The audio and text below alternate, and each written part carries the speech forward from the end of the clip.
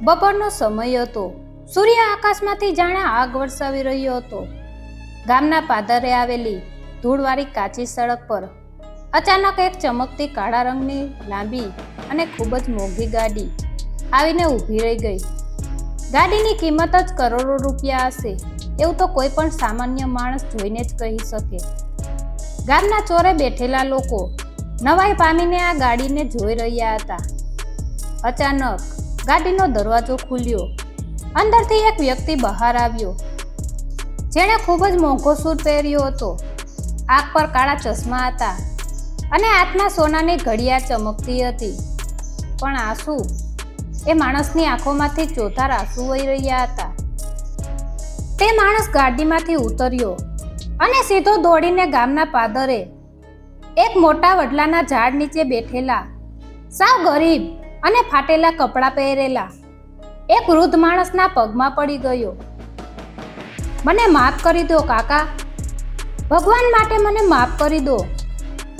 એ અમીર માણસ નાના બાળકની જેમ ધ્રુસકે ને ધ્રુસકે રડવા લાગ્યો.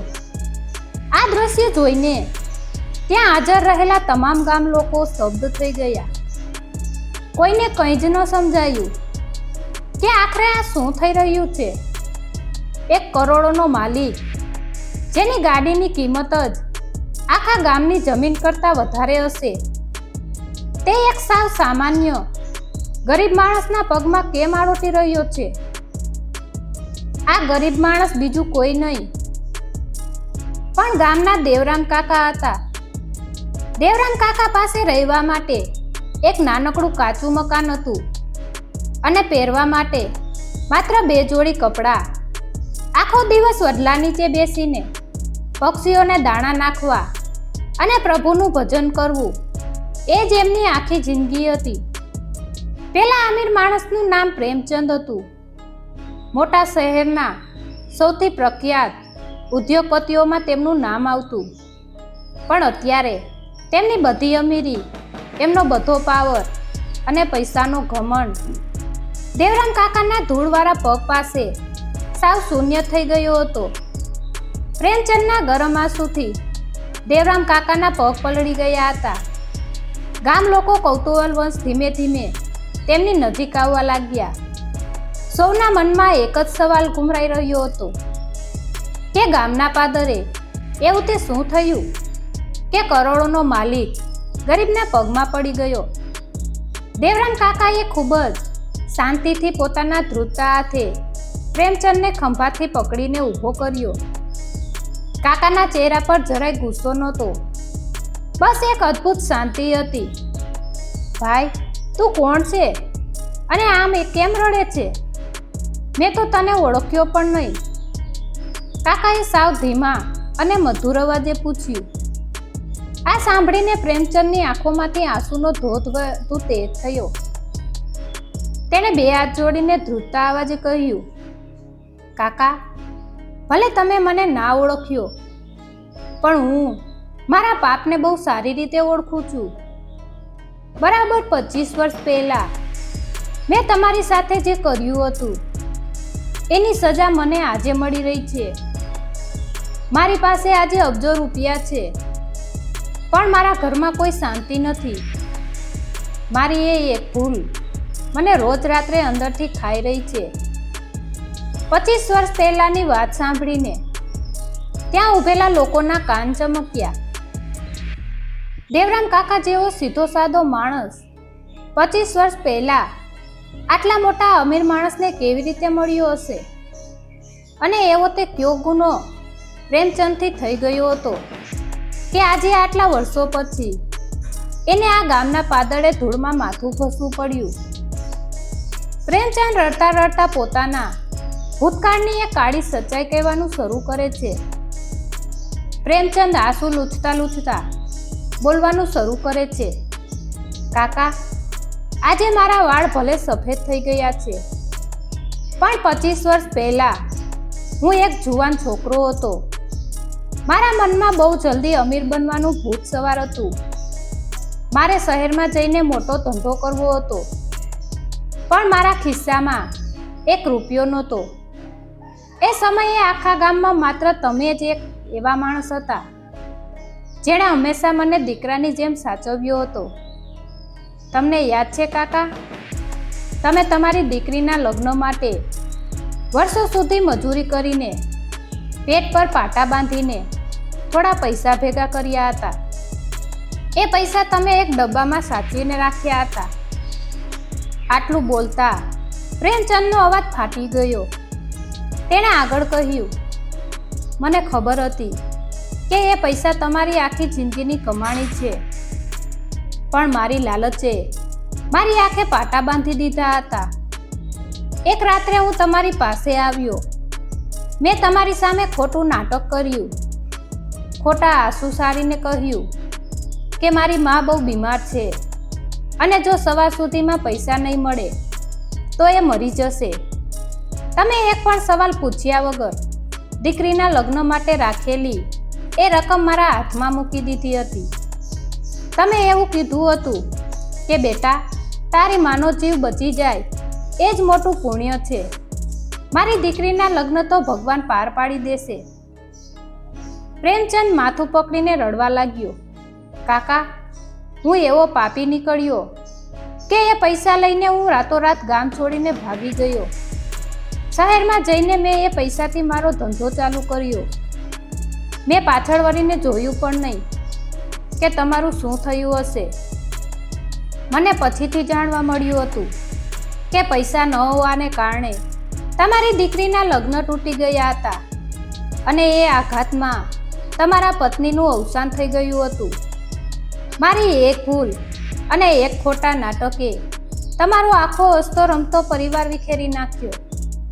હું એટલો ડરપોક હતો કે આ બધું જાણ્યા પછી પણ મારી ક્યારે તમારી પાસે આવીને માફી માંગવાની હિંમત ન ચાલી. હું બસ મારા ધંધામાં અને પૈસા કમાવાની આંધળી દોડમાં ભાગતો જ રહ્યો. ગામ લોકો આ સાંભળીને ગુસ્સાથી લાલચોળ થઈ ગયા. જે દેવરામ કાકાએ તેઓ ભગવાનનો માણસ માનતા હતા, એમની સાથે આટલો મોટો દગો થયો હતો. પણ દેવરામ કાકાના ચહેરા પર અત્યારે પણ કોઈ જ ગુસ્સો નહોતો. એમની આંખોમાં તો સામેવાળાના દુઃખ પ્રત્યેની દયા હતી. પ્રેમચંદ પોતાની વાત આગળ વધારી. કાકા, મેં તમારા એ પવિત્ર પૈસાથી શહેરમાં ધંધો તો શરૂ કર્યો અને કદાચ મારી મહેનત કે નસીબના જોરે હું ખૂબ જલ્દી કરોડપતિ પણ બની ગયો. નાની ઓરડીમાંથી હું મોટા બંગલામાં પહોંચી ગયો. મારી પાસે મોંઘી ગાડીઓ આવી ગઈ, નોકર ચાકર આવી ગયા. દુનિયાની નજરમાં હું એક ખૂબ જ સફળ અને સુખી માણસ હતો. મેં મોટા ઘરની દીકરી સાથે લગ્ન કર્યા અને મારે ત્યાં એક દીકરાનો જન્મ પણ થયો. પણ કાકા, સાચું કહું, જે પૈસા કોઈ ગરીબના આંસુ પાડીને કમાયા હોય એ પૈસા ક્યારેય ઘરમાં સુખ નથી લાવતા. હું બહારથી ભલે કરોડપતિ હતો, પણ અંદરથી હું સાવ ખાલી થઈ ગયો હતો. મારા ઘરમાં ક્યારેય શાંતિ નહોતી. મારી પત્નીને ફક્ત મારા પૈસાથી જ પ્રેમ હતો, મારાથી નહીં. મારો દીકરો જેમ જેમ મોટો થતો ગયો તેમ તેમ એને પણ પૈસાનો ઘમંડ આવતો ગયો. મેં એને દુનિયાની બધી જ ખુશીઓ આપી, પણ ક્યારેય સારા સંસ્કાર ના આપી શક્યો, કારણ કે મારા પોતાના પાયા જ દગા અને પાપડ રચેલા હતા. પ્રેમચંદનો શ્વાસ થોડો ફૂલવા લાગ્યો, પણ તેણે વાત ચાલુ રાખી. હું રોજ રાત્રે સોનાના પલંગ પર સૂતો, પણ મને ક્યારેય ઊંઘ નહોતી આવતી. જ્યારે પણ આંખ બંધ કરું ત્યારે મને તમારી એ ભોળી આંખો અને પેલો પૈસાનો ડબ્બો જ દેખાતો. મને અંદરથી મારો આત્મા રોજ ડંખ મારતો હતો, પણ મારો અહંકાર મને તમારી પાસે આવતા રોકી રહ્યો હતો. હું વિચારતો કે હવે તો હું બહુ મોટો માણસ છું. હું કેવી રીતે એક ગામડાના ગરીબ પાસે જઈને માફી માંગુ. બીજી બાજુ હું જોતો હતો કે તમે બધું જ ગુમાવ્યા પછી પણ આ વડલા નીચે બેસીને કેટલી શાંતિથી ભગવાનનું નામ લો છો. તમારી પાસે પૈસા નહોતા, પણ તમારી પાસે જે સંતોષ અને શાંતિ હતી તે હું કરોડો રૂપિયા ખર્ચીને પણ બજારમાંથી ખરીદી શકતો નહોતો. કુદરતનો ન્યાય જુઓ કાકા. મેં જે કર્મ કર્યું હતું એનું ફળ મારે જ ભોગવવાનું હતું, અને એ સમય બહુ જલ્દી મારી સામે આવીને ઊભો રહી ગયો. મારા પોતાના લોહીએ જ મારી સાથે એવો ખેલ ખેલ્યો જેવો ખેલ મેં 25 વર્ષ પહેલા તમારી સાથે ખેલ્યો હતો. પ્રેમચંદની આંખોમાં હવે એક અલગ જ પીડા દેખાઈ રહી હતી. તેણે ઊંડો શ્વાસ લઈને કહ્યું, કાકા, સમયનું ચક્ર એવું ફર્યું કે જે દીકરા માટે મેં આખી જિંદગી પાપની કમાણી ભેગી કરી હતી, એ જ દીકરાએ મારી પીઠમાં ખંજર ભોંક્યું. થોડા મહિના પહેલાની જ વાત છે. મારા દીકરાએ મારી ઉંમર અને બીમારીનો ફાયદો ઉઠાવીને છુપી રીતે મારી બધી જ સંપત્તિ, મારો ધંધો અને મારો બંગલો પોતાના નામે કરી લીધા. એક દિવસ સવારે ઉઠીને મેં જોયું તો હું મારા જ ઘરમાં પરાયો થઈ ગયો હતો. મારા પોતાના દીકરાએ મને ધક્કો મારીને એ જ બંગલામાંથી બહાર કાઢી મૂક્યો, જે બંગલો મેં મારી લોહી પરસેવાની કમાણીથી બનાવ્યો હતો. આ આઘાત હું સહન ના કરી શક્યો અને મને રસ્તા પર જ હાર્ટ એટેક આવી ગયો. હું હોસ્પિટલના બિછાને આઈસીયુમાં પડ્યો હતો. મોત મારી સામે ઊભું હતું. 15 દિવસ સુધી હું હોસ્પિટલમાં રહ્યો, પણ મારો દીકરો કે મારી પત્ની એક પણ વાર મારું મોઢું જોવા ના આવ્યા. એ પથારી પર પડ્યા પડ્યા મને સમજાયું કે આ દુનિયામાં પૈસો જ બધું નથી. મેં જેની પાછળ આખી જિંદગી બરબાદ કરી, એ પૈસો મારા શ્વાસ બચાવી શકે તેમ નહોતો. એ 15 દિવસની એકલતામાં મને જો કોઈ સૌથી વધુ યાદ આવ્યું હોય તો એ તમે હતા કાકા. મને એ દિવસે બરાબર સમજાયું કે તમે 25 વર્ષ પહેલા કેવું અનુભવ્યું હશે. જ્યારે મેં તમને દગો આપ્યો હતો ત્યારે તમારા હૃદય પર શું વીતી હશે. એ પીડાનો અહેસાસ મને ત્યારે થયો જ્યારે મારા પોતાના દીકરાએ મને દગો આપ્યો. કુદરતે મારો હિસાબ બરાબર કરી આપ્યો હતો. મેં હોસ્પિટલના બિછાને જ નક્કી કરી લીધું હતું કે જો ભગવાન મને એકવાર જીવતો બહાર કાઢશે તો હું સીધો તમારી પાસે આવીશ. મારી પાસે બચી કૂચી આ એક ગાડી અને થોડા ઘણા પૈસા જે બેંકમાં પડ્યા હતા, એ લઈને હું આજે સીધો અહીં આવ્યો છું કાકા. હું જીવતે જીવ નર્કમાં સડી રહ્યો છું. પ્લીઝ મને માફ કરી દો.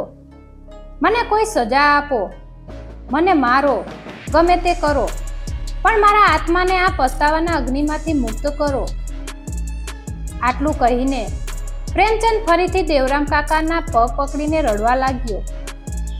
ત્યાં ઊભેલા તમામ ગામ લોકોની આંખો પણ ભીની થઈ ગઈ. ક્રોધની જગ્યા હવે સહાનુભૂતિએ લઈ લીધી હતી. દેવરામ કાકાએ નીચે નમીને પોતાના બંને હાથ વડે પ્રેમચંદનો ચહેરો ઊંચો કર્યો.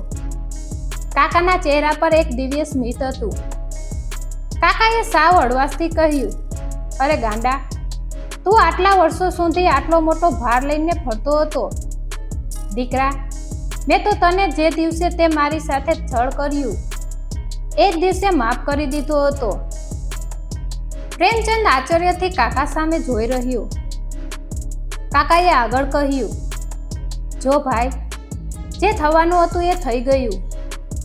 મારા નસીબમાં જે દુઃખ લખ્યું હતું એ મને મળ્યું.